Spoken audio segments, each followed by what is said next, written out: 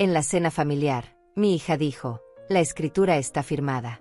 A partir de hoy, esta casa tendrá una nueva dueña. Y gritó a todos, mi madre ahora es huésped aquí. El silencio fue inmediato. Brutal. Como si alguien hubiera arrancado el oxígeno de la sala. Los invitados se quedaron paralizados, con los tenedores suspendidos en el aire, las copas detenidas a medio camino de sus labios. Nadie se movía. Nadie respiraba. Valeria estaba de pie junto a la mesa, sosteniendo un sobre blanco en alto como si fuera un trofeo. Sus ojos brillaban con algo que nunca antes había visto en ella. Triunfo. Crueldad pura. Frialdad calculada. Mi propia hija acababa de declararme huésped en mi propia casa. 65 años de vida. 40 de ellos construyendo este lugar con mis propias manos, con mi sudor, con cada dólar ahorrado después de pagar las cuentas y alimentar bocas que ahora me miraban en silencio. Y ella lo reclamaba como suyo. Delante de todos. La mesa del comedor estaba llena. Platos de porcelana blanca, copas de cristal reflejando la luz del candelabro, servilletas dobladas con el cuidado que solo yo sabía dar. Todo perfecto. Como siempre lo había sido en mi casa. En mi casa. Hasta este preciso momento. Los invitados me miraban. Algunos con pena. Otros con incomodidad. Varios desviaban la vista, como si presenciar mi humillación fuera demasiado vergonzoso incluso para ellos. Pero nadie hablaba. Nadie me defendía. Nadie decía nada. Mauricio, mi hijo, estaba sentado junto a Valeria, con la mirada clavada en su plato como si de repente el arroz fuera lo más fascinante del mundo. Cobarde. Eso es lo que era. Un cobarde que no tuvo el valor de mirarme a los ojos mientras su hermana me despojaba de todo lo que había construido. Valeria dejó el sobre la mesa, justo frente a mí, como si fuera la sentencia final. No es nada personal, mamá, dijo, con esa voz que intentaba sonar dulce pero que solo conseguía ser venenosa. Es solo que a tu edad, mantener una casa como esta es demasiado para ti. Pensé que sería mejor para todos si yo me hacía cargo. Tú entiendes, ¿verdad? Entender. Esa palabra retumbó en mi cabeza. ¿Entender qué? ¿Que mi propia hija me había robado? ¿Que había falsificado mi firma en documentos legales? ¿Que había esperado el momento más público, más humillante posible para anunciar su victoria? Pero yo no dije nada. Todavía no. Porque lo que Valeria no sabía, lo que ninguno de ellos sabía en esa mesa, es que yo ya lo sabía todo. Hace meses que lo sé. Desde aquella tarde en que encontré papeles escondidos en el cajón de mi propia cómoda. Desde que vi mi firma falsificada en documentos que nunca toqué. Desde que la escuché hablando por teléfono en voz baja, creyendo que yo estaba dormida en mi habitación. No dije nada entonces. Guardé silencio. Esperé. Observé cada movimiento. Y mientras ellos creían que yo era una vieja ingenua, fácil de engañar, yo estaba construyendo algo que ellos jamás vieron venir. Me levanté despacio de mi silla. Muy despacio. Mis manos no temblaban. Mis ojos estaban secos. Doblé mi servilleta con cuidado y la dejé junto a mi plato. Tomé mi bolso de la silla. No dije una palabra. Ni una sola. Solo los miré. A todos. Uno por uno. Valeria tenía esa sonrisa de triunfo pintada en el rostro. Mauricio seguía mirando su plato. Los invitados parecían estatuas, congelados en la incomodidad del momento. Caminé hacia la puerta de salida. Mis pasos sonaban firmes sobre el piso de madera. Ese piso que yo misma elegí. Que pagué con dinero que gané limpiando casas ajenas durante años. Ese piso que ahora, según un papel mentiroso, ya no me pertenecía. Nadie me detuvo. Nadie dijo nada. El silencio me siguió hasta la puerta. Salí de esa sala. Salí de esa casa. Y cerré la puerta detrás de mí. Pero en cuanto tomé mi bolso y salí, su sonrisa desapareció cuando llegó una llamada. Escuché el teléfono sonar adentro. Una vez. 2 veces. Luego la voz de Valeria, ya no tan segura. Ya no tan triunfante. ¿Diga? Su tono cambió inmediatamente. ¿Qué? No. No puede ser. Tiene que haber un error. Me detuve del otro lado de la puerta. No para escuchar. Solo para tomar aire. Para sentir el frío de diciembre en mi rostro. para permitirme un segundo de debilidad antes de continuar. Adentro, la voz de Valeria se elevó. Ya no era la voz segura de hace un momento. Ahora sonaba nerviosa, asustada. Por favor, dime que no es real. Tiene que haber una explicación. Sonreí. Apenas. Una sonrisa pequeña que nadie vio. Porque lo que acababa de suceder era exactamente lo que yo había planeado. Cada detalle. Cada segundo. Incluida esa llamada. Caminé hacia mi auto en el jardín. El jardín que yo misma planté. Las rosas que cuidé durante años. El camino de piedra que mandé a colocar con mis ahorros. Todo mío. Legalmente mío. Y pronto todos lo sabrían. Me senté en el auto y cerré la puerta. Solo entonces, en la privacidad de ese espacio, permití que mis manos temblaran. Solo un poco. No de miedo. De rabia contenida. De dignidad pisoteada. Pero también de algo más. Algo que no había sentido en años. Poder. Saqué mi teléfono del bolso. Marqué el número que tenía guardado desde hacía semanas. Sonó 2 veces. Doctora Castillo, dije, con voz tranquila. Es Norma Díaz. Acaba de suceder exactamente como lo planeamos. Es momento de continuar con la siguiente fase. Hubo una pausa breve al otro lado de la línea. ¿Está segura, señora Díaz? Una vez que demos el siguiente paso, no habrá vuelta atrás. Completamente segura, respondí. Quiero que mi hija sepa lo que se siente perderlo todo. Quiero que entienda que subestimar a una mujer de 65 años fue el peor error de su vida. Colgué. Guardé el teléfono. Y me permití respirar hondo. 40 años. 40 años trabajando para comprar esa casa. Cada dólar ganado limpiando pisos ajenos. Cada hora extra que destrozó mi espalda. Cada sacrificio para que mis hijos tuvieran un techo digno. Y Valeria creyó que podía arrebatármelo con un papel falsificado y una sonrisa cruel. Pero ella cometió un error. Un error fatal. Creyó que yo era débil. Creyó que por tener 65 años, por tener el cabello gris, por caminar más despacio, no tenía fuerza para defenderme. Creyó que podía robarme mi vida y que yo me quedaría callada. Obediente. Agradecida de ser su huésped. Arranqué el auto. Miré una última vez hacia la ventana de la sala. Podía ver las sombras moviéndose adentro. Valeria probablemente estaba en pánico. Mauricio probablemente seguía callado, inútil como siempre. No importaba. Pronto todo se vendría abajo para ellos. Porque durante meses, mientras Valeria me trataba como un estorbo, mientras planeaba robarme mi casa, yo estaba construyendo el caso perfecto para destruirla. Fotografías de documentos falsificados. Grabaciones de conversaciones. Testimonios de expertos que confirmaban que mi firma había sido falsificada. Un investigador privado que rastreó cada mentira, cada movimiento ilegal. Valeria quería jugar. Perfecto. Pero no sabía con quién se estaba metiendo. Porque una madre traicionada no es una mujer débil. Es una fuerza silenciosa que espera el momento exacto para actuar. Y ese momento acababa de comenzar. Conduje por las calles vacías. La noche era fría y oscura. Pero dentro de mí, algo ardía. No era solo rabia. Era determinación. Era justicia. Era la certeza de que esta historia no terminaría con mi humillación. Terminaría con mi victoria. Y Valeria pronto lo descubriría. Conduje por las calles vacías sin rumbo fijo. Las luces de la ciudad pasaban borrosas por la ventana. Mis manos agarraban el volante con fuerza, como si soltarlo significara desmoronarme por completo. Pero no lo haría. No ahora. No después de todo lo que había planeado. La humillación de hace unos minutos todavía ardía en mi pecho. La voz de Valeria resonaba en mi cabeza una y otra vez. Mi madre ahora es huésped aquí. Esas palabras. Esa frialdad. Como si yo fuera un objeto del que podía disponer a su antojo. Pero lo que ella no sabía, lo que ninguno de ellos sabía, es que yo llevaba meses preparándome para este momento exacto. Me detuve en un semáforo en rojo. Respiré hondo.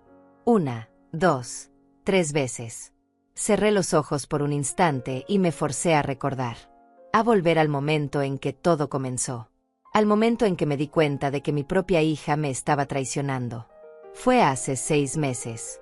Una tarde de abril. Yo había ido al mercado y regresé antes de lo previsto porque olvidé mi lista de compras. La casa estaba en silencio. O eso creí. Subí las escaleras hacia mi habitación y escuché voces que venían del estudio. La puerta estaba entreabierta. Me acerqué despacio. No sé por qué. Algo en el tono de esas voces me hizo detenerme. Me hizo escuchar. Era Valeria. Estaba hablando por teléfono. Su voz sonaba emocionada, casi eufórica. Te digo que va a funcionar, decía. Ella no sospecha nada. Es perfecta. Demasiado confiada. Demasiado ingenua. Sentí que algo se congelaba dentro de mí.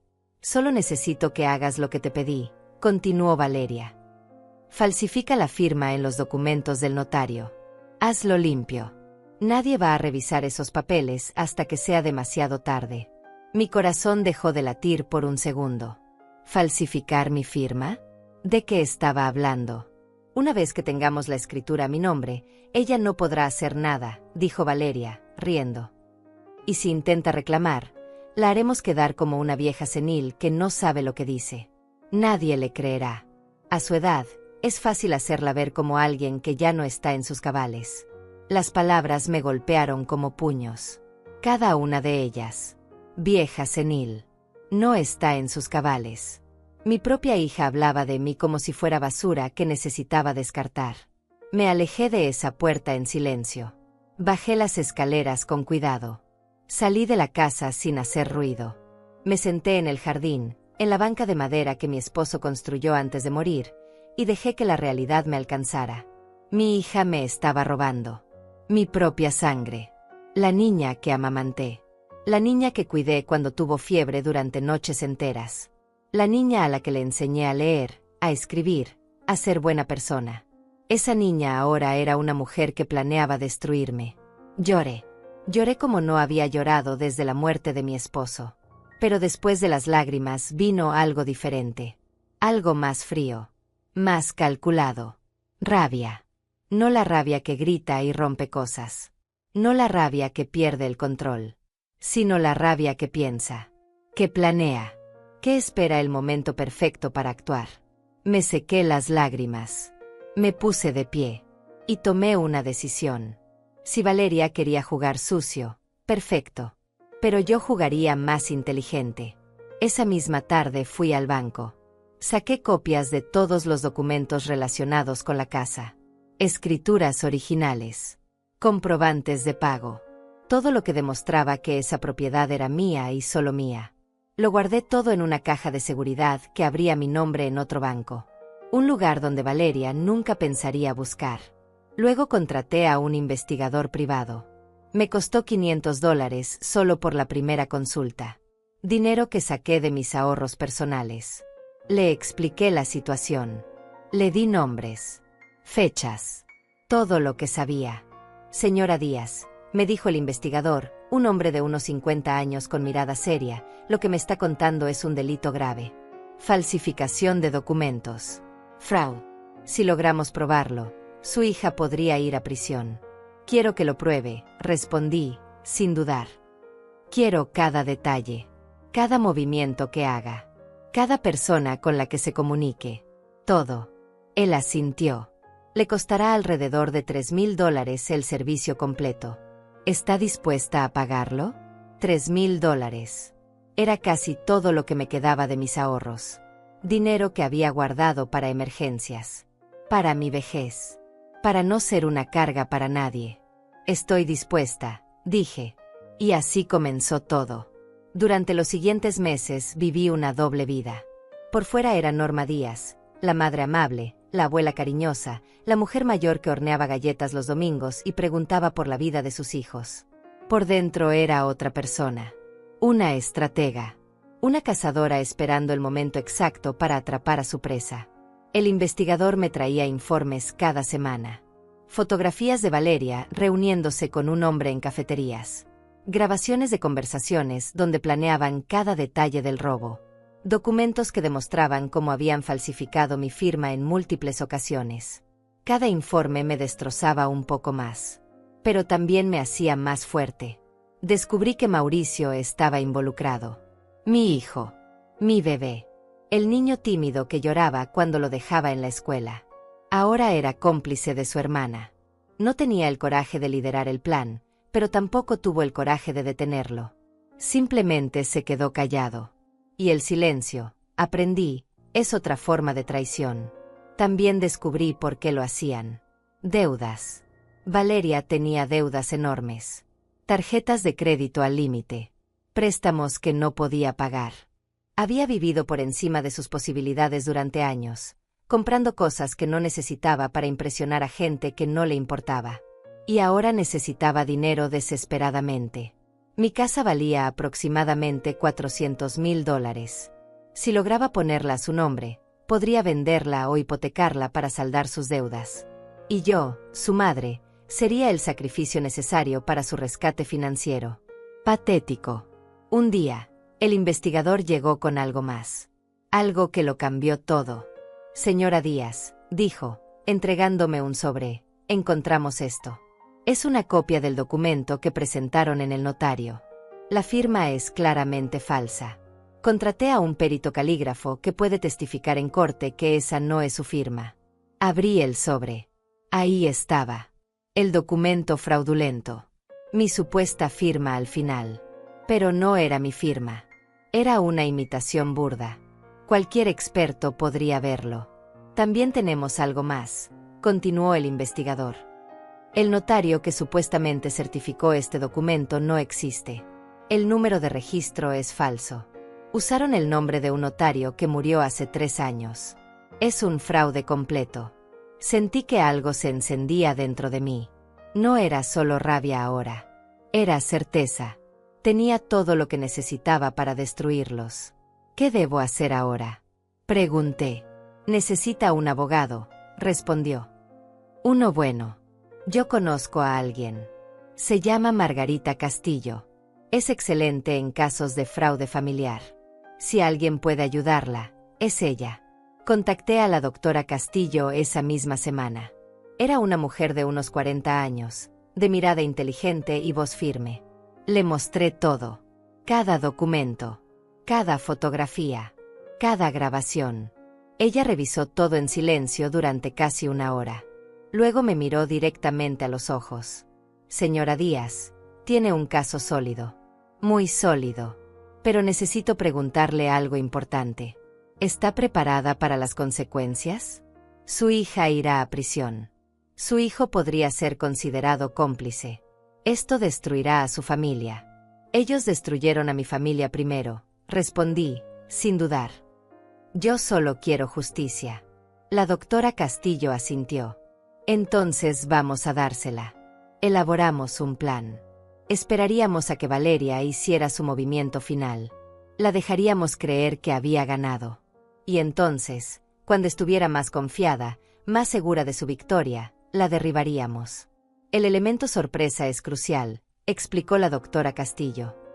Si ella sospecha que usted sabe algo, podría destruir evidencia o huir. Necesitamos que se sienta invencible.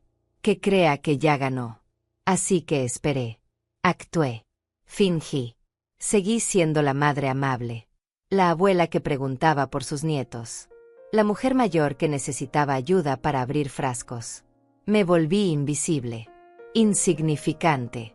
Exactamente lo que ellos querían que fuera. Y mientras tanto, por las noches, en la privacidad de mi habitación, repasaba cada detalle del plan con la doctora Castillo. Cada movimiento. Cada posible escenario. Hasta que llegó esta noche. La cena de Navidad. El momento que Valeria había elegido para su gran anuncio. Para su humillación pública. Yo sabía que vendría. El investigador me había advertido. Valeria quería un escenario. Quería testigos. Quería que todos vieran cómo me quitaba todo. Y yo se lo di. Le di exactamente lo que quería.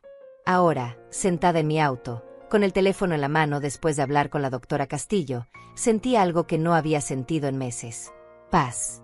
No era la paz de la resignación. Era la paz de quien sabe que la justicia está cerca. La paz de quien ha hecho todo lo posible y ahora solo debe esperar.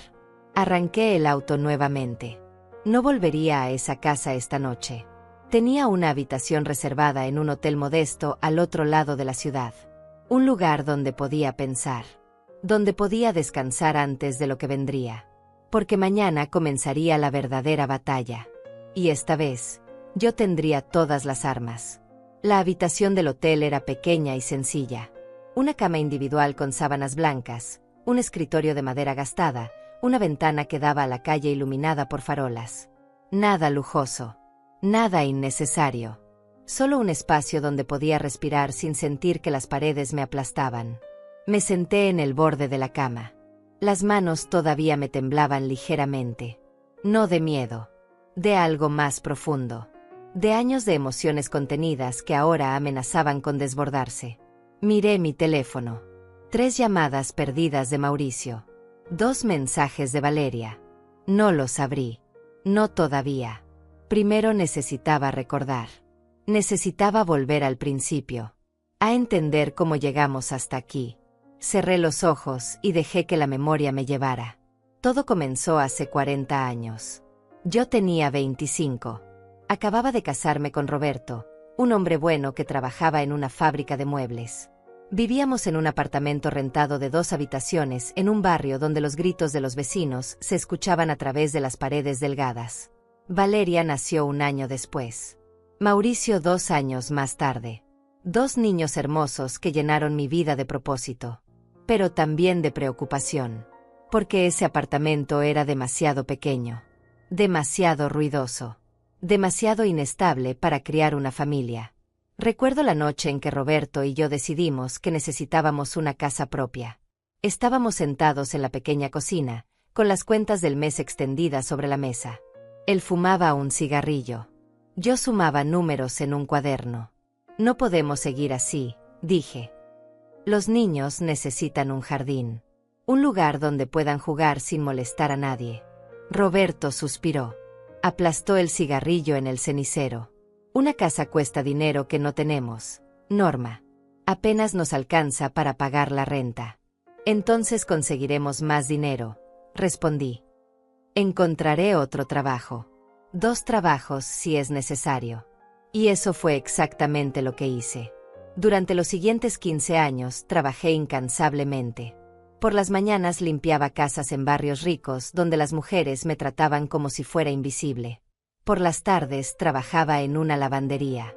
Los fines de semana horneaba pasteles para vender.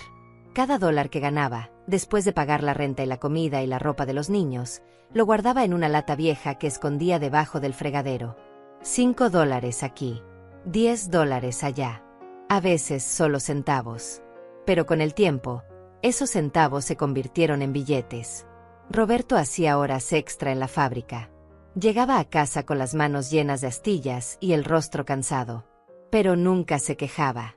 Nunca dijo que no valía la pena. Porque ambos compartíamos el mismo sueño. Una casa. Un lugar que fuera nuestro. Valeria y Mauricio crecieron sin saber los sacrificios que hacíamos. Crecieron con ropa limpia y comida en la mesa. Con útiles escolares nuevos cada año. Con pequeños regalos en Navidad. Nunca les faltó nada. Nunca supieron que a veces yo me saltaba comidas para que ellos pudieran comer. Cuando Valeria tenía 10 años, empezó a hacer comentarios. Pequeños comentarios que en ese momento parecían inocentes. Mi amiga Sara tiene una casa enorme, decía. Tiene su propia habitación con baño privado. ¿Por qué nosotros no tenemos algo así? Porque cuesta dinero, le explicaba yo. Pero estamos ahorrando. Algún día tendremos nuestra propia casa. Ella hacía un gesto de fastidio.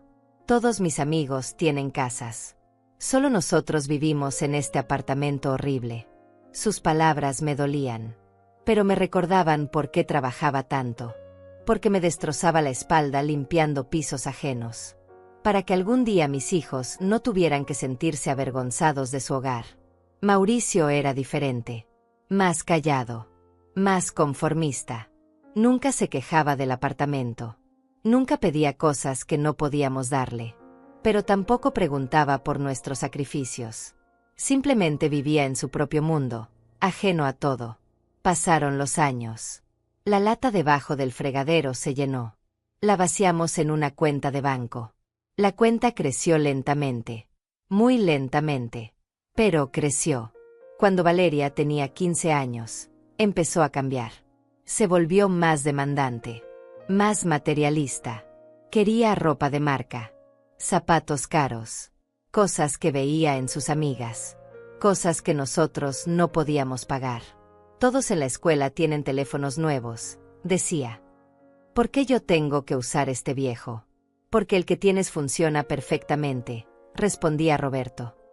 No necesitas uno nuevo solo porque otros lo tienen. Valeria se encerraba en su habitación dando portazos. Dejaba de hablarnos durante días.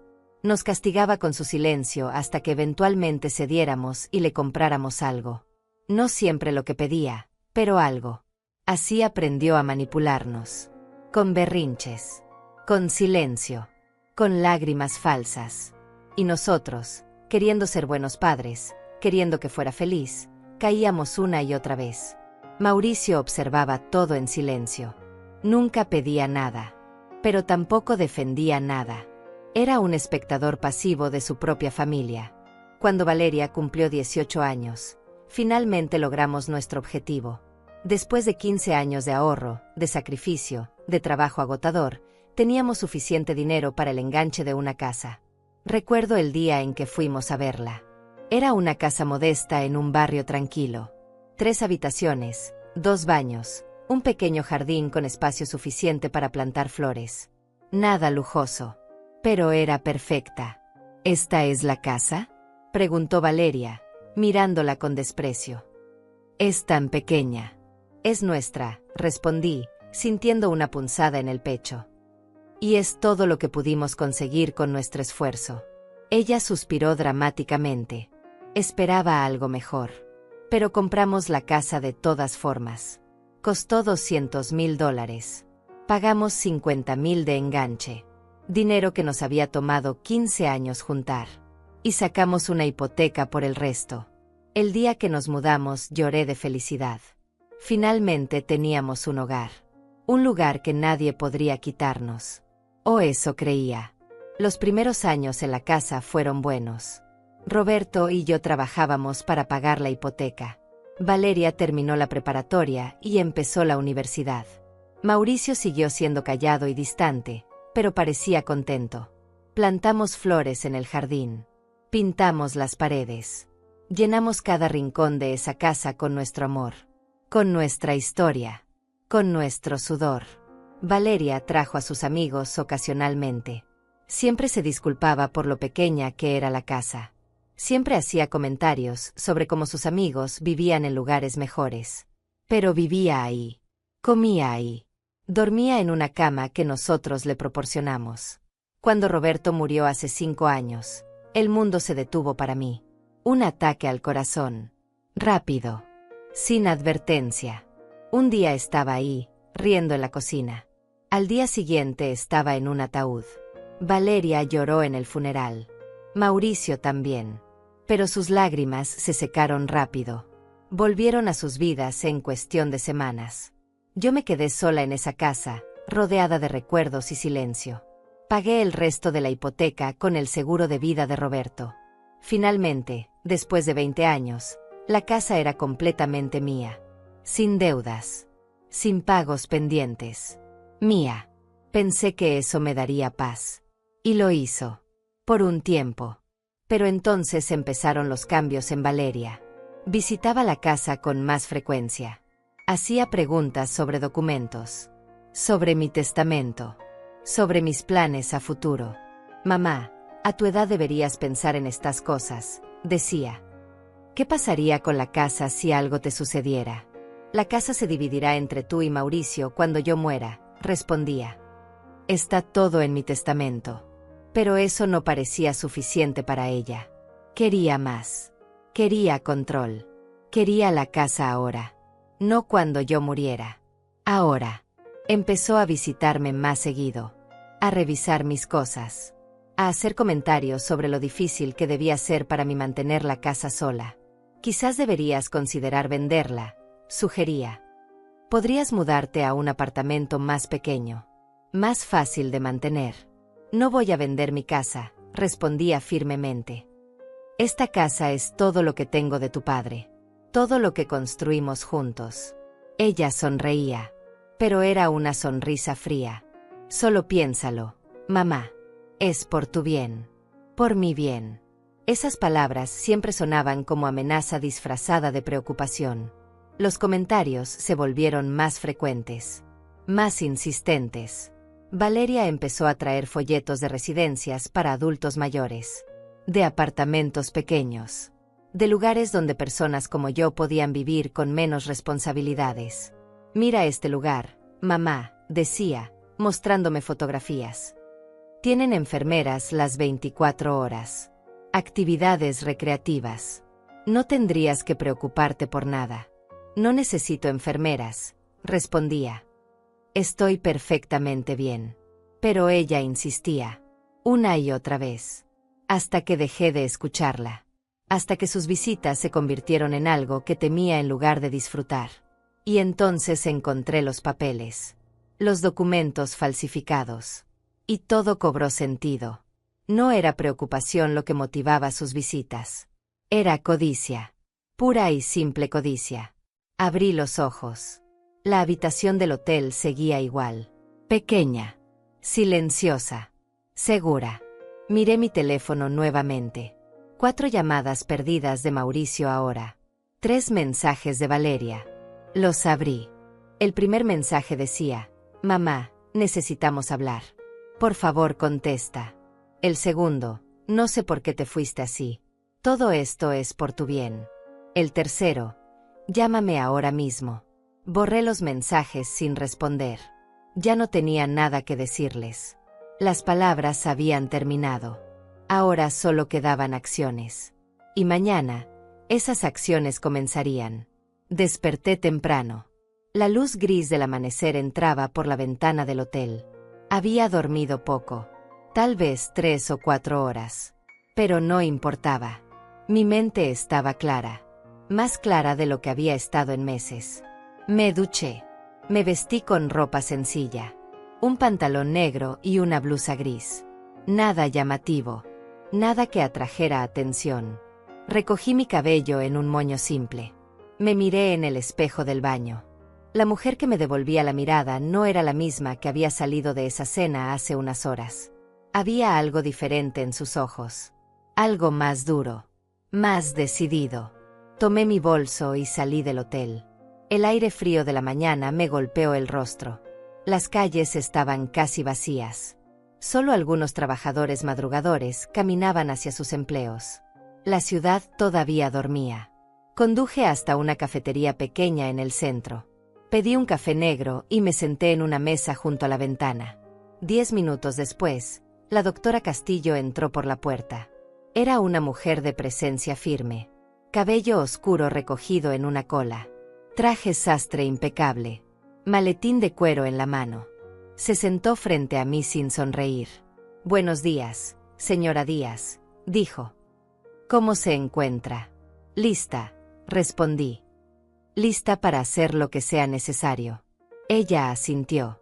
Sacó una carpeta de su maletín y la colocó sobre la mesa. Anoche, después de su llamada, activamos el protocolo que habíamos planeado. Contacté a María Andrade, la funcionaria de registros públicos que había estado investigando irregularidades en documentos notariales. Ella revisó el expediente de su casa durante la madrugada. Abrió la carpeta. Dentro había documentos con sellos oficiales. Fotografías. Análisis técnicos. Lo que encontró es concluyente, continuó la doctora Castillo. El documento que su hija presentó ante el registro público es completamente fraudulento. La firma notarial pertenece a un funcionario que murió hace 3 años. El número de cédula profesional es falso. Y su firma, señora Díaz, fue claramente falsificada. Sentí que algo se apretaba en mi pecho. No era sorpresa. Ya lo sabía. Pero verlo confirmado oficialmente, con documentos y análisis técnicos, lo hacía real de una manera diferente. María está dispuesta a testificar, dijo la doctora Castillo. Tiene la autoridad legal para declarar este documento como fraude. Eso significa que la supuesta transferencia de propiedad nunca fue válida. La casa sigue siendo suya. Legalmente. Completamente suya. ¿Y Valeria? Pregunté, con voz más fría de lo que pretendía. ¿Qué le pasará? La doctora Castillo me miró directamente a los ojos. Falsificación de documentos oficiales. Fraude. Intento de despojo. Son delitos graves. Podría enfrentar de 5 a 10 años de prisión. Tal vez más, dependiendo de cuántos cargos presente el fiscal. 10 años. Mi hija podría pasar 10 años en prisión. La niña que amamanté. La niña que abracé cuando tuvo pesadillas. La niña que ya no existía. Porque la mujer que me había humillado anoche no era mi hija. Era una extraña que llevaba mi apellido. ¿Y Mauricio? Pregunté. Si podemos probar que él sabía del fraude y no lo reportó, podría ser procesado como cómplice.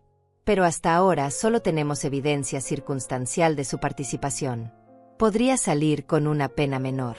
Tal vez servicio comunitario. Tal vez solo una multa. Mauricio. Mi hijo cobarde. El niño que nunca tuvo el valor de hacer nada.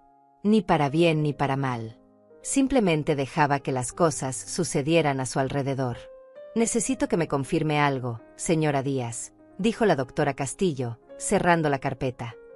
Una vez que presentemos estos cargos, no hay vuelta atrás. Su hija será arrestada, procesada. Su nombre aparecerá en periódicos. La familia entera quedará expuesta. ¿Está completamente segura de que quiere seguir adelante? Tomé un sorbo de mi café. Estaba frío ya. Amargo. Como todo lo que había vivido estos últimos meses. Doctora Castillo, dije, dejando la taza sobre la mesa, mi hija me humilló delante de personas que conozco desde hace años. Me llamó huésped de la casa que compré con 40 años de trabajo. Me trató como si fuera basura que puede descartar cuando le convenga. Y lo hizo con una sonrisa. Con placer. Así que sí, estoy completamente segura. Ella asintió lentamente. Entonces procederemos. Hoy mismo presentaremos los cargos ante el Ministerio Público. La orden de arresto se emitirá en 48 horas. Tal vez antes. Y cuando eso suceda, las autoridades irán a buscarla. Probablemente a su casa. A su casa, señora Díaz. A mi casa. Donde Valeria probablemente estaba en este momento, disfrutando de su falsa victoria. Reorganizando muebles. Haciendo planes. Sintiéndose dueña de algo que nunca le perteneció. Hay algo más que necesita saber, continuó la doctora Castillo. El investigador privado que contrató siguió trabajando anoche. Descubrió que Valeria ya había iniciado trámites para hipotecar la casa. Planeaba sacar un préstamo de $200,000 usando la propiedad como garantía. $200,000. La mitad del valor de mi casa. Dinero que usaría para pagar sus deudas y seguir viviendo por encima de sus posibilidades.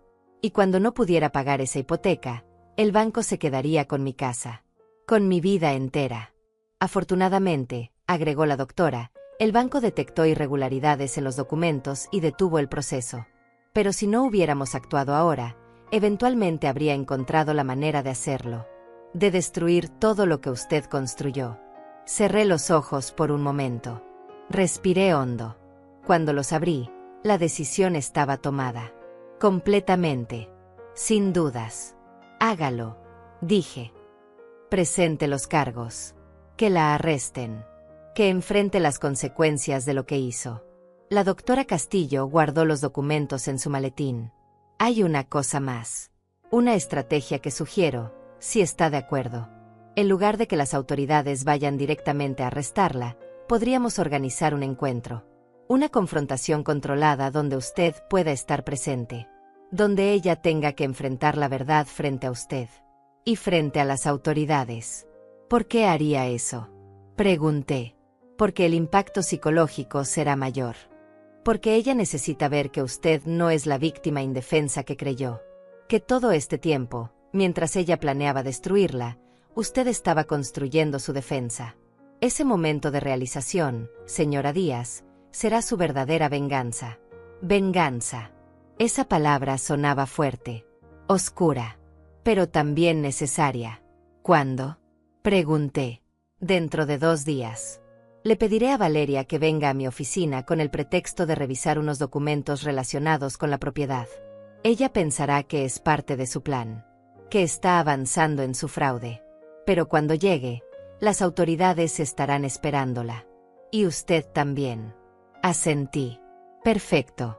Nos despedimos. La doctora Castillo salió de la cafetería con su maletín.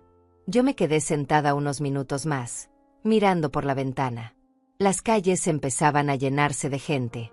La ciudad despertaba. Y con ella, mi nueva vida. Salí de la cafetería y caminé sin rumbo durante un rato. Necesitaba mover el cuerpo. Necesitaba procesar todo lo que acababa de confirmar. En 2 días, todo terminaría. En 2 días, la verdad saldría a la luz. Pasé frente a una tienda de flores. Me detuve. Adentro, ramos coloridos llenaban cubetas de agua. Rosas, lirios, claveles, flores que siempre me habían gustado. Flores que solía plantar en mi jardín. Entré. El olor fresco me envolvió. Me acerqué a una cubeta llena de rosas blancas. Hermosas, puras, inocentes. ¿Puedo ayudarla?, preguntó una joven desde el mostrador. Quiero un ramo de rosas blancas, dije. Las más frescas que tenga. Ella preparó el ramo con cuidado. Lo envolvió en papel y me lo entregó. Pagué $20. Son para alguien especial, dije, más para mí que para ella. Qué bonito, respondió la joven, sonriendo. Salí de la tienda con las flores en las manos. Subí a mi auto. Conduje hacia el cementerio donde estaba enterrado Roberto. No había ido en meses. Demasiado ocupada sobreviviendo. Demasiado ocupada planeando. El cementerio estaba tranquilo. Solo algunas personas visitaban tumbas lejanas. Caminé por los senderos de piedra hasta llegar a la lápida de Roberto. Simple. Gris. Con su nombre y fechas grabadas. Me arrodillé frente a ella. Coloqué las rosas sobre el pasto. Toqué la piedra fría con mis dedos. Hola, mi amor, susurré. Siento no haber venido antes. Han pasado muchas cosas. Cosas que nunca imaginamos. El viento movió las hojas de los árboles cercanos. Era el único sonido. Valeria nos traicionó, continué. Intentó robar la casa.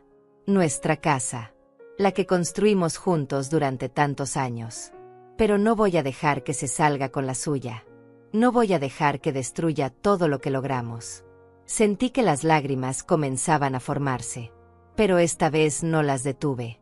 Las dejé caer libremente. Te extraño, dije. Te extraño tanto. Ojalá estuvieras aquí. Ojalá pudieras decirme que estoy haciendo lo correcto. Porque a veces, Roberto, a veces no sé si esto es justicia o solo venganza. Y no sé si hay diferencia. Permanecí ahí sentada durante largo rato. Hablando con una piedra. Hablando con recuerdos. Hablando conmigo misma. Cuando finalmente me puse de pie, sentía algo diferente. No paz exactamente, pero sí claridad. Roberto había sido un hombre bueno. Un hombre justo. Y habría querido que yo defendiera lo que era nuestro. Lo que construimos con amor y sacrificio. Regresé al auto. El día seguía avanzando. Tenía 2 días antes de la confrontación. 2 días para prepararme mentalmente. 2 días para asegurarme de que cuando llegara el momento, estaría lista. Conduje de regreso al hotel. La habitación seguía igual. Pequeña. Funcional. Temporal. Me senté en la cama. Tomé mi teléfono. Esta vez sí abrí los mensajes de Valeria. Había enviado 5 más durante la mañana. Mamá, esto es ridículo. Contesta. No entiendo por qué estás actuando así. Solo estoy tratando de ayudarte. Necesitamos resolver esto como adultos. Si no contestas, iré a buscarte. Leí cada mensaje con una calma fría. Luego escribí una respuesta. Solo una. Nos veremos pronto. Valeria. Muy pronto. Envié el mensaje. Apagué el teléfono. Y me recosté en la cama. En 2 días, todo cambiaría. En 2 días, Mi hija aprendería que subestimar a una mujer de 65 años fue el error más grande de su vida. Y yo estaría ahí para verlo. Los 2 días pasaron lentos. Demasiado lentos. Cada minuto se sentía como una hora. Cada hora como un día entero. Pero finalmente llegó el momento. Era jueves por la mañana. 9 en punto. Yo estaba sentada en la oficina de la doctora Castillo, en una sala de conferencias con paredes de cristal y una mesa larga de madera oscura. Mis manos descansaban sobre mi regazo. Quietas. Firmes.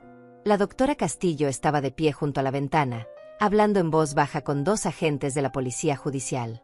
Un hombre y una mujer, ambos con uniformes civiles. Discretos. Profesionales.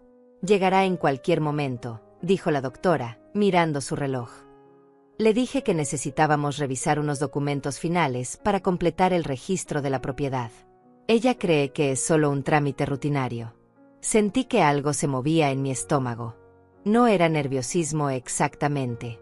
Era anticipación. Como estar al borde de un precipicio sabiendo que vas a saltar. ¿Está lista, señora Díaz?, preguntó la doctora Castillo, acercándose a mí. Sí, respondí. Mi voz sonó más fuerte de lo que esperaba. 10 minutos después escuché la puerta principal de la oficina abrirse. Voces en la recepción. Pasos acercándose por el pasillo. Y entonces la puerta de la sala de conferencias se abrió. Valeria entró con una sonrisa confiada. Llevaba un vestido elegante y zapatos de tacón alto. El cabello perfectamente arreglado. Lucía como alguien que acababa de ganar algo importante. Como alguien que estaba en control. Pero su sonrisa desapareció en cuanto me vio sentada ahí. «¿Mamá?», dijo, deteniéndose en seco. «¿Qué haces aquí?». No respondí. Solo la miré. Fija. Tranquila. «Señorita Díaz, por favor tome asiento», dijo la doctora Castillo, señalando una silla frente a mí. Valeria miró alrededor. Sus ojos se posaron en los 2 agentes que estaban de pie junto a la pared. Su expresión cambió. La confianza empezó a resquebrajarse. «¿Qué está pasando aquí?», preguntó, con voz tensa. «Doctora Castillo, usted dijo que solo íbamos a revisar unos papeles. Siéntese, por favor», repitió la doctora. Valeria se sentó despacio. Sus manos temblaban ligeramente. Intentaba mantener la compostura, pero podía ver el miedo creciendo en sus ojos. La doctora Castillo abrió una carpeta sobre la mesa. Sacó varios documentos y los colocó frente a Valeria. «Señorita Díaz, estos son los documentos que usted presentó ante el registro público hace 3 semanas, reclamando la propiedad de la casa ubicada en calle Magnolia número 342. Valeria miró los papeles. Tragó saliva. «Sí, esos son». «¿Cuál es el problema?». «El problema», continuó la doctora Castillo, con voz firme, «es que estos documentos son fraudulentos. La firma notarial pertenece a un funcionario fallecido. El número de registro es falso. Y la firma de su madre fue falsificada». El color desapareció del rostro de Valeria. Sus labios se movieron, pero no salió ningún sonido. Eso no es cierto», dijo finalmente, con voz débil. «Mi madre firmó esos papeles. Ella estuvo de acuerdo. Fue una decisión mutua. Nunca firmé nada», dije. Mi voz cortó el aire como vidrio. «Y tú lo sabes perfectamente». Valeria me miró. Por un segundo vi algo en sus ojos. ¿Arrepentimiento? ¿Miedo? No. Era pánico. Pánico puro. «Mamá, por favor», empezó a decir. «Tiene que haber un malentendido. Yo solo estaba tratando de ayudarte. Tú dijiste que mantener la casa era difícil. Que necesitabas ayuda». «Nunca dije eso», respondí, con calma. «Lo que tú dijiste es que yo era vieja. Que ya no estaba en mis cabales. Que nadie me creería si intentaba defenderme». Sus ojos se abrieron grandes. Se dio cuenta. Se dio cuenta de que yo lo sabía todo. Que siempre lo había sabido. ¿Tú sabías?», susurró. «Desde hace 6 meses», respondí. «Desde el día que te escuché planeando todo por teléfono. Desde que encontré los documentos falsos escondidos en mi propia casa. Supe cada paso que diste. cada mentira que dijiste. Y esperé. Esperé el momento perfecto para que cayeras en tu propia trampa. Valeria se puso de pie bruscamente. La silla cayó hacia atrás con un ruido fuerte. «Esto es ridículo», gritó. «Esa casa debería ser mía. Yo soy tu hija. Trabajo duro. Tengo deudas. Necesito ese dinero. Y por eso decidiste robarme», dije, todavía sentada, todavía tranquila. «Porque tus deudas, tus malas decisiones, tus gastos innecesarios eran más importantes que el respeto a tu propia madre. Tú no entiendes nada», gritó Valeria. «Toda mi vida he vivido con lo mínimo, viendo a mis amigas tener todo mientras yo no tenía nada. Esa casa es lo único de valor que tienes. Y la estás desperdiciando. Esa casa», dije, poniéndome de pie lentamente, «la compré con 40 años de trabajo. Limpiando pisos ajenos. Horneando pasteles hasta la madrugada. Sacrificando comidas para que tú pudieras comer. Y la única razón por la que crees que la estoy desperdiciando es porque no está en tus manos». Valeria abrió la boca para responder, pero la doctora Castillo la interrumpió. «Señorita Díaz, tengo aquí un análisis pericial de la firma en estos documentos. Un experto calígrafo certificado confirma que no pertenece a su madre. También tenemos testimonios de empleados bancarios que confirman que usted intentó hipotecar la propiedad usando estos documentos falsos. Y tenemos grabaciones donde usted discute el fraude con un cómplice». Valeria se quedó paralizada.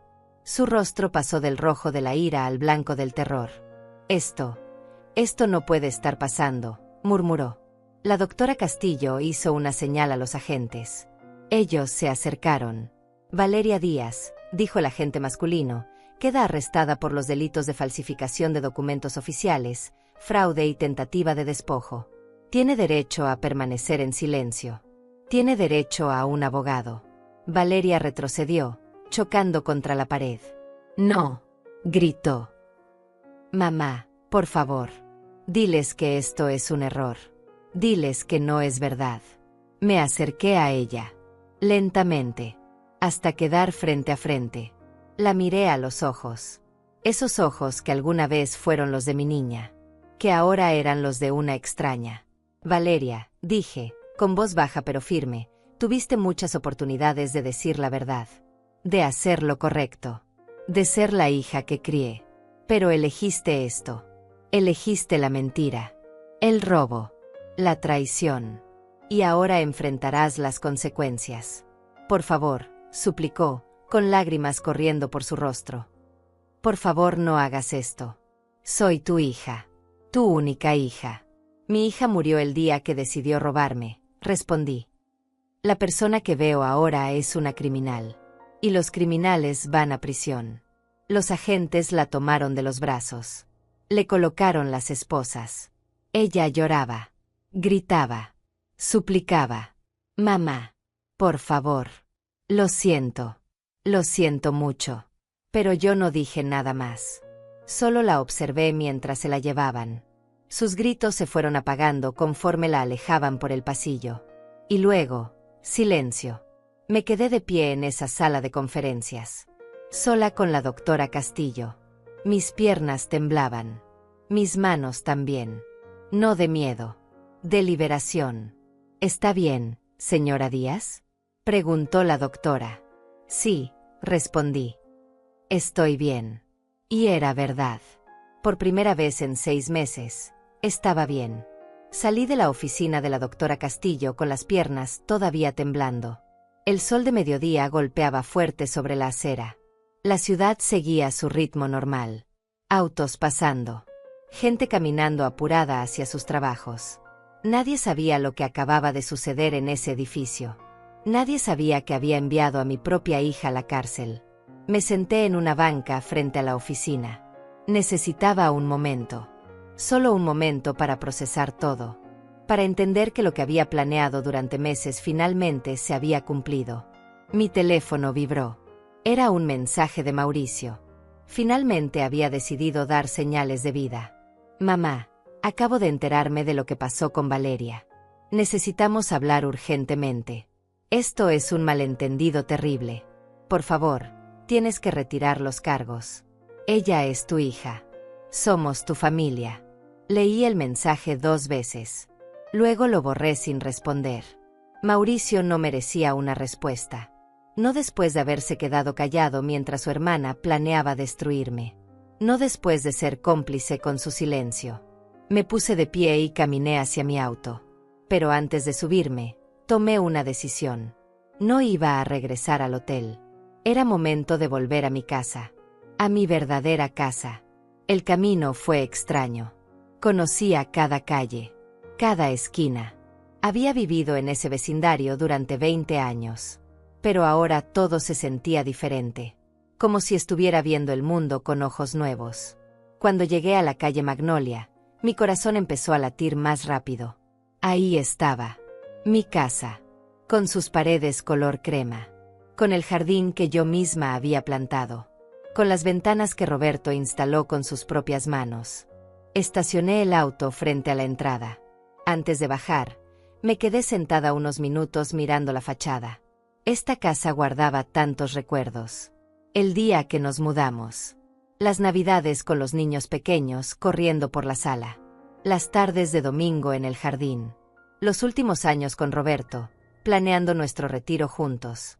Y también guardaba los recuerdos dolorosos. El funeral de Roberto. Las visitas cada vez más frías de Valeria. El momento en que encontré los documentos falsificados. La cena donde me humilló delante de todos. Bajé del auto. Saqué mis llaves del bolso. Cuando llegué a la puerta, noté que la cerradura había sido cambiada. Por supuesto, Valeria había cambiado las cerraduras, tratando de asegurar su falsa propiedad. Pero yo había traído las llaves originales que guardaba en la caja de seguridad del banco. Y tenía el documento legal que demostraba que yo era la dueña legítima. Tenía todo el derecho del mundo de entrar. Abrí la puerta con cuidado. Entré. El silencio me recibió. Un silencio diferente al que había dejado hace 2 días. Este silencio era mío de nuevo. Caminé por la sala. Todo estaba igual y diferente al mismo tiempo. Valeria había movido algunos muebles. Había quitado fotografías de las paredes. Fotografías de la familia. De Roberto. Como si quisiera borrar nuestra historia para escribir la suya. Me acerqué a una repisa vacía donde solía estar la foto de nuestra boda. Roberto y yo, jóvenes, sonriendo, llenos de esperanza. Esa foto había estado ahí durante 20 años. Y ahora había desaparecido. Subí las escaleras hacia mi habitación. La puerta estaba cerrada. La abrí. Y lo que vi me quitó el aire. Valeria había vaciado mi cuarto. Mi cama ya no estaba. Mi cómoda tampoco. Mis pertenencias personales habían sido empacadas en cajas que estaban amontonadas en una esquina. Como si yo fuera una inquilina siendo desalojada. Como si mi vida entera pudiera guardarse en cajas de cartón. Me senté en el piso. Directamente sobre la madera desnuda. Y por primera vez desde que todo esto comenzó, lloré sin contenerme. No de tristeza. No de dolor. Sino de rabia. Rabia por todo lo que me habían hecho. Rabia por haber sido tratada como basura en mi propia casa. Pero también lloré de alivio. Porque esto había terminado. Porque había recuperado lo que era mío. Porque ya no tenía que fingir ser débil. Escuché un auto estacionarse afuera. Pasos acercándose a la puerta. Alguien tocó el timbre. Me sequé las lágrimas. Bajé las escaleras. Abrí la puerta. Era Irene. Mi amiga. La única persona que me había apoyado desde el principio. Llevaba una bolsa de supermercado en las manos y una expresión de preocupación en el rostro. Norma, mi amor, acabo de enterarme de todo. Vine apenas supe que habías vuelto a la casa. ¿Estás bien? ¿Necesitas algo? La abracé. Fuerte. Como no había abrazado a nadie en mucho tiempo. Estoy bien. Irene. Estoy bien ahora. Ella entró. Dejó la bolsa sobre la mesa de la cocina. Empezó a sacar cosas. Pan. Leche. Café. Fruta. Te traje algunas cosas básicas para que puedas quedarte aquí esta noche. Supuse que no tendrías comida en la casa después de todo lo que pasó. Gracias, amiga. No sabes cuánto significa esto para mí. Irene preparó café. Nos sentamos en la cocina. La misma cocina donde había preparado miles de comidas para mi familia. La misma cocina donde Roberto y yo planeábamos nuestro futuro. La misma cocina que Valeria quiso arrebatarme. Cuéntame todo, Norma. ¿Qué pasó exactamente? Los rumores ya están corriendo por el vecindario, pero quiero escucharlo de ti. Le conté todo. Desde el momento en que descubrí el fraude hasta el arresto de esta mañana. Irene me escuchó en silencio, asintiendo de vez en cuando, apretando mi mano cuando las palabras se volvían difíciles de decir. Hiciste lo correcto, Norma. Sé que duele. Sé que es tu hija. Pero ella te traicionó de la peor manera posible. Y tú no podías dejar que se saliera con la suya. A veces me pregunto si fui demasiado dura. Si debí darle una oportunidad de explicarse. De arrepentirse. Ella tuvo 6 meses para arrepentirse. 6 meses en los que pudo haber detenido todo esto. Pero no lo hizo. Siguió adelante con su plan. Te humilló públicamente. Eso no fue un error, Norma. Fue una decisión consciente de lastimarte. Tenía razón. Irene siempre tenía razón. ¿Y ahora qué sigue? Pregunté. ¿Qué hago con todo esto? ¿Cómo reconstruyo mi vida después de que mi propia familia me traicionó? Irene tomó mis manos entre las suyas. Ahora vives, Norma. Vives en tu casa. En tu espacio. Sin miedo. Sin culpa. Y reconstruyes todo a tu manera. Sin personas tóxicas que solo quieren aprovecharse de ti. Mauricio me escribió. Quiere que retire los cargos contra Valeria. Dice que soy yo quien está destruyendo a la familia. Irene resopló. Por supuesto que dice eso. Es más fácil culparte a ti que admitir que él también es responsable por quedarse callado. No le respondas, Norma. No merece tu tiempo ni tu energía. Nos quedamos en la cocina hasta que oscureció. Hablando. Recordando. Planeando el futuro. Cuando Irene finalmente se fue, prometió volver mañana para ayudarme a reorganizar la casa. Me quedé sola de nuevo. Pero esta vez la soledad no se sentía pesada. Se sentía liberadora. Subí de nuevo a mi habitación vacía. Miré las cajas donde Valeria había guardado mis cosas como si fueran basura. Abrí una. Adentro estaban mis fotografías. Mis recuerdos. Mi vida empacada sin cuidado. Saqué la foto de mi boda con Roberto. La limpié con cuidado. La llevé a la sala y la coloqué de nuevo en su lugar. Donde siempre debió estar. Ya pasó, mi amor, le dije a la fotografía.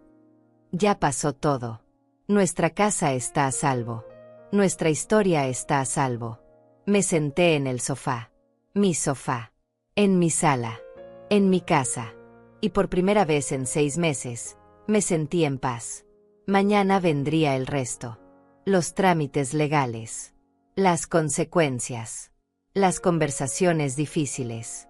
Pero esta noche, solo quería estar aquí. En el lugar que construí con mi sudor. En el hogar que nadie volvería a quitarme. Cerré los ojos. Y finalmente, después de tanto tiempo, dormí tranquila. Desperté con la luz del sol entrando por la ventana de la sala. Me había quedado dormida en el sofá, completamente vestida. Mi cuerpo protestaba por la posición incómoda, pero mi mente estaba más clara que nunca. Era viernes. Un día después del arresto de Valeria. Me levanté y preparé café. El aroma llenó la casa vacía y me recordó las mañanas tranquilas que solía disfrutar antes de que todo esto comenzara. Antes de descubrir que mi propia hija planeaba destruirme. Mientras bebía mi café, mi teléfono comenzó a sonar. Era la doctora Castillo. Buenos días, señora Díaz. Espero no haberla despertado. Necesito informarles sobre algunos desarrollos importantes que ocurrieron durante la noche. ¿Tiene un momento para hablar? Sí, doctora. Dígame. Valeria pasó la noche en el centro de detención. Esta mañana tuvo su primera audiencia preliminar. El juez estableció una fianza de $50,000. Es una cantidad considerable, pero dado que los cargos incluyen fraude y falsificación de documentos, el juez consideró que había riesgo de fuga. También hay noticias sobre su cómplice. Me senté en la mesa de la cocina. Mi corazón latía rápido. El investigador privado finalmente identificó a la persona que ayudó a Valeria con la falsificación de documentos. Se trata de un hombre llamado Nicolás Cantero, de 32 años. Trabajaba como asistente administrativo en una notaría diferente, no en la que supuestamente certificó los documentos. Usó su acceso a sellos y papelería oficial para crear los documentos falsos. También fue arrestado anoche. Durante su interrogatorio, confesó todo. Admitió que Valeria le pagó $5,000 por sus servicios y que ella le proporcionó ejemplos de su firma para que pudiera falsificarla. $5,000. Mi hija había pagado $5,000 para robarme una casa que valía 400,000. Y probablemente pensó que era una inversión inteligente. Hay algo más, señora Díaz. Mauricio se presentó esta mañana en la estación de policía. Quiso hablar con los investigadores. Al principio negó cualquier participación en el fraude, pero cuando le mostraron evidencia de mensajes de texto entre él y Valeria discutiendo el plan, su historia cambió. Admitió que sabía lo que su hermana estaba haciendo. Dijo que trató de disuadirla al principio, pero eventualmente decidió no interferir porque pensó que usted realmente necesitaba ayuda para manejar la propiedad. Está tratando de presentarse como alguien que simplemente no actuó, no como un participante activo. Pero el fiscal está considerando cargos de complicidad pasiva. Mauricio, mi hijo cobarde. Incluso ahora, trataba de salvarse a sí mismo con excusas patéticas, diciendo que pensó que era por mi bien, como si robarme fuera un acto de bondad. ¿Qué significa eso para él, doctora? ¿Irá a prisión también? Es difícil decirlo con certeza. Si el fiscal decide procesarlo, probablemente enfrentará cargos menores que Valeria. Tal vez obstrucción de la justicia o complicidad después del hecho. Podría recibir libertad condicional, servicio comunitario o una sentencia de prisión corta. Mucho dependerá de qué tan cooperativo sea durante la investigación y si testifica contra Valeria. La fiscalía podría ofrecerle un trato si está dispuesto a declarar en su contra. La idea de Mauricio testificando contra su propia hermana me revolvió el estómago.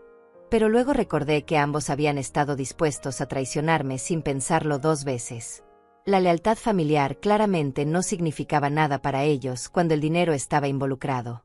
También necesito informarles sobre algo que descubrimos ayer en la tarde. María Andrade, la funcionaria del registro público, encontró que Valeria había intentado este mismo tipo de fraude antes. Hace 3 años, intentó falsificar un testamento de su abuela materna, la mamá de su difunto esposo Roberto. En ese momento, otros familiares detectaron las irregularidades y amenazaron con presentar cargos, pero finalmente decidieron manejarlo dentro de la familia para evitar el escándalo. Valeria recibió una advertencia y prometió no volver a intentar algo así. Obviamente, no cumplió esa promesa. Sentí que se me helaba la sangre. La madre de Roberto, su propia abuela. Valeria había intentado robarle incluso a ella. Y yo nunca lo supe. Roberto nunca me lo dijo. Probablemente para protegerme. Para evitar que viera a nuestra hija como lo que realmente era. Esta información es importante porque establece un patrón de comportamiento. Demuestra que esto no fue un error aislado o un momento de desesperación. Valeria tiene un historial de intentar defraudar a miembros de su propia familia. El fiscal puede usar esto para argumentar por una sentencia más severa. Podríamos estar hablando de 8 a 10 años de prisión en lugar de 5. 10 años. Una década entera. Valeria tendría 45 años cuando saliera. Toda su vida cambiaría. Su carrera, sus relaciones, su futuro. Todo destruido por su propia codicia. ¿Señora Díaz? ¿Sigue ahí? Sí, doctora. Sigo aquí. Solo estoy procesando toda esta información. Es mucho. Lo entiendo completamente. También quiero que sepa que en los próximos días, probablemente recibirá llamadas de otras personas. Familiares. Amigos de Valeria. Tal vez incluso reporteros, si la historia llega a los medios locales. Algunos tratarán de convencerla de retirar los cargos. Le dirán que está siendo cruel. Que está destruyendo a su familia. Necesita prepararse mentalmente para esas conversaciones y recordar por qué tomó esta decisión. No voy a retirar los cargos, doctora. No importa quién me llame o que me digan. Valeria tuvo meses para hacer lo correcto. Eligió no hacerlo. Ahora enfrentará las consecuencias de sus acciones. Me alegra escuchar esa determinación en su voz.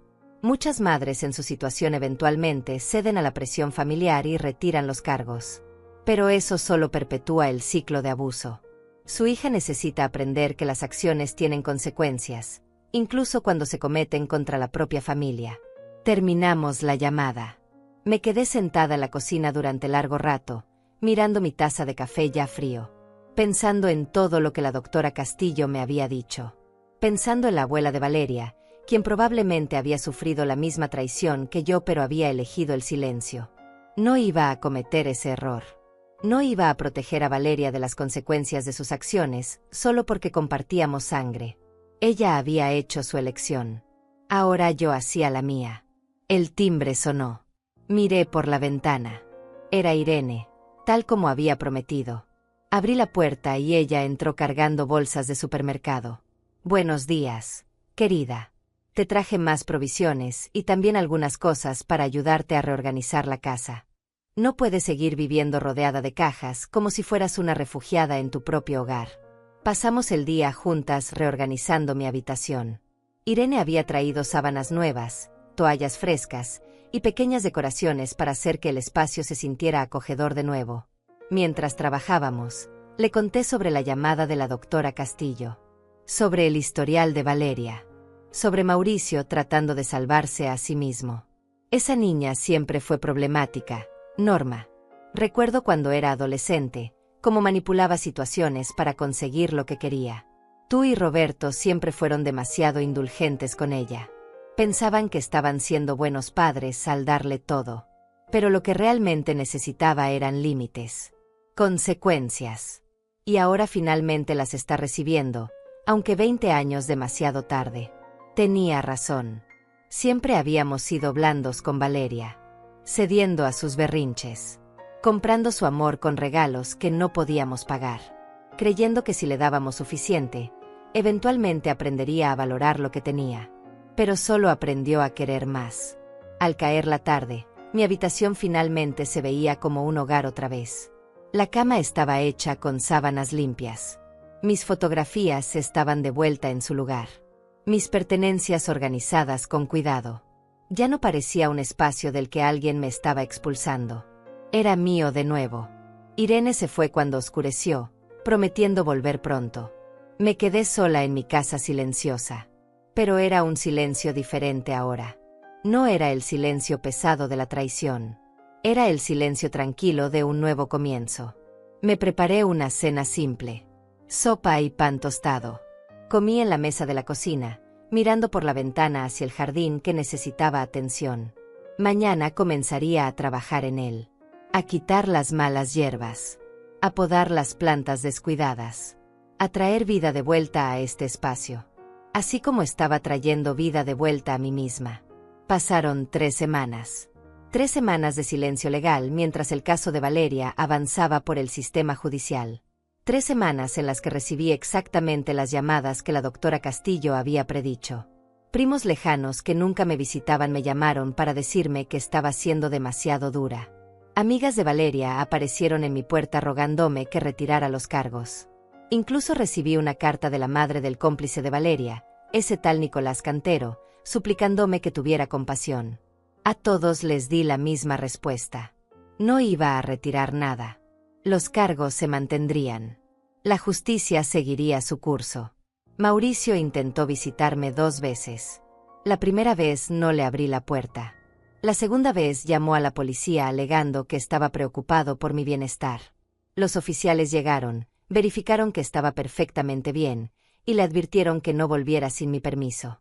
No volvió. La doctora Castillo me mantenía informada de cada desarrollo. El fiscal había decidido procesar a Mauricio como cómplice. Enfrentaría cargos menores, pero tendría antecedentes penales. Su abogado estaba tratando de negociar un acuerdo donde testificaría contra Valeria a cambio de una sentencia reducida. La fecha del juicio de Valeria fue programada para un martes de abril. Me informaron que probablemente tendría que testificar. Tendría que sentarme en ese estrado y contar mi historia frente a un juez, un jurado, y mi hija. La idea me aterraba. Pero también me daba una extraña sensación de cierre. La noche anterior al juicio no pude dormir. Me quedé sentada en la sala, mirando las fotografías en las paredes. Roberto y yo en nuestra boda. Los niños cuando eran pequeños. Navidades felices. Cumpleaños sonrientes. Una vida entera capturada en marcos que ahora se sentían como evidencia de un mundo que ya no existía. A las 6 de la mañana me levanté. Me duché. Me puse un vestido sencillo color gris. Me recogí el cabello. Me miré en el espejo y practiqué mantener la expresión calmada. No podía mostrar debilidad. No podía llorar. Tenía que ser fuerte por última vez. Irene llegó a las 8 para acompañarme al juzgado. La doctora Castillo nos esperaba en las escaleras de entrada. Llevaba su traje sastre habitual y una carpeta llena de documentos. Buenos días, señora Díaz. ¿Está lista para esto? Sé que no será fácil, pero recuerde que tiene toda la verdad de su lado. Solo cuente lo que sucedió exactamente como sucedió. Sea honesta. Sea directa. El fiscal hará preguntas y luego el abogado defensor de Valeria intentará desacreditar su testimonio. Manténgase firme. No deje que la confundan o la hagan dudar de lo que vivió. Entramos al edificio. Pasamos por los detectores de metal. Subimos al tercer piso donde se llevaría a cabo el juicio. La sala estaba empezando a llenarse. Reconocí algunas caras. Familiares lejanos. Vecinos curiosos. Algunas personas que no conocía, pero que probablemente eran amigos de Valeria. Me senté en la primera fila junto a Irene. La doctora Castillo se sentó con el equipo del fiscal. Y entonces las puertas laterales se abrieron y trajeron a Valeria. No la había visto desde el día de su arresto. Casi no la reconocí. Había perdido peso. Su rostro se veía demacrado. El cabello que siempre mantenía perfectamente arreglado ahora colgaba sin vida alrededor de sus hombros. Llevaba un traje simple que probablemente le había prestado su abogado. Ya no parecía la mujer segura y cruel que me había humillado en aquella cena. Parecía pequeña. Rota. Nuestros ojos se encontraron por un segundo. Vi algo en su mirada. ¿Remordimiento? ¿Súplica? No estaba segura. Y honestamente, ya no importaba. El juez entró. Todos nos pusimos de pie. El juicio comenzó. El fiscal presentó el caso de manera metódica. Mostró los documentos falsificados. Llamó al perito calígrafo que explicó cómo la firma había sido falsificada. Presentó grabaciones de conversaciones entre Valeria y Nicolás Cantero, planeando el fraude. Cada pieza de evidencia era más condenatoria que la anterior. Luego me llamaron al estrado. Caminé hacia adelante con las piernas temblando. Puse mi mano sobre la Biblia y juré decir la verdad. Me senté en la silla y miré al fiscal. Señora Díaz, por favor cuéntele al jurado cómo descubrió que su hija estaba planeando robarle su casa. Respiré hondo. Y comencé a contar mi historia. Les hablé de la tarde en que escuché la conversación telefónica. De encontrar los documentos escondidos. De los 6 meses que pasé reuniendo evidencia mientras fingía no saber nada. De la cena donde Valeria me humilló públicamente. De cada momento de traición y dolor. Mientras hablaba, miré al jurado. 12 personas desconocidas que sostenían el futuro de mi hija en sus manos. Vi compasión en algunos rostros. Disgusto en otros. Todos me escuchaban atentamente. El abogado de Valeria trató de desacreditarme durante el contrainterrogatorio. Sugirió que yo estaba confundida. Que tal vez había firmado los documentos y lo había olvidado. Que a mi edad era común tener problemas de memoria. Insinuó que esto era una venganza porque Valeria había sugerido que yo necesitaba ayuda con la casa. Pero yo mantuve la calma. Respondí cada pregunta con claridad. Señalé que había pasado un examen médico completo que demostraba que mi mente estaba perfectamente lúcida. Recordé cada detalle de los eventos con precisión. No dejé que me hiciera dudar de mí misma. Después de mi testimonio vino el de Nicolás Cantero, quien había aceptado declararse culpable a cambio de una sentencia reducida. Confirmó que Valeria le había pagado $5,000 para falsificar los documentos. Que ella le había dado instrucciones específicas sobre cómo hacerlo. Que ella sabía exactamente lo que estaba haciendo y que era completamente ilegal. Luego testificó Mauricio. Se veía miserable en el estrado. Admitió que sabía lo que su hermana estaba haciendo, que había tratado de disuadirla, pero no con mucha fuerza, que eventualmente había decidido que tal vez era mejor para mí no tener la responsabilidad de la casa. Su testimonio fue débil y poco convincente. Incluso yo podía ver que el jurado no le creía. El juicio duró 3 días. 3 días de testimonios, de evidencia, de argumentos. Y finalmente llegó el momento del veredicto. El jurado se retiró para deliberar. Esperamos 2 horas. 2 horas eternas en las que no pude hacer más que rezar para que la justicia prevaleciera. Cuando el jurado regresó, el capataz se puso de pie. En el caso del Estado contra Valeria Díaz, por el cargo de falsificación de documentos oficiales, encontramos a la acusada culpable. Por el cargo de fraude, encontramos a la acusada culpable. Por el cargo de intento de despojo, encontramos a la acusada culpable. Culpable. Culpable. Culpable. Valeria se derrumbó en su silla. Su abogado la sostuvo. Algunos de sus amigos en la audiencia lloraban. Pero yo solo sentí alivio. Un alivio profundo que me recorrió todo el cuerpo. La justicia había prevalecido. La verdad había ganado. Y yo podía finalmente cerrar este capítulo.